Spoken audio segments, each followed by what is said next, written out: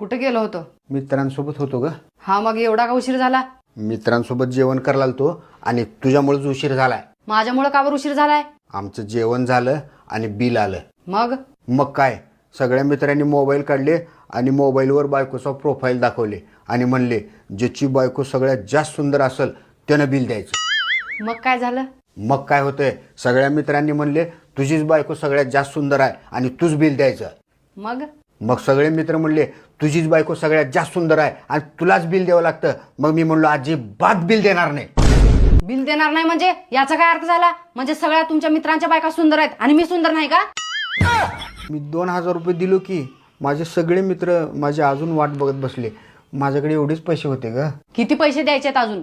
6,000 रुपये बिल झाले, अजून 4,000 रुपये द्यायचेत. 1 मिनिट थांबा, माझ्याकडे आहेत पैसे. हे घ्या पैसे आणि बिल तुम्हीच भरा.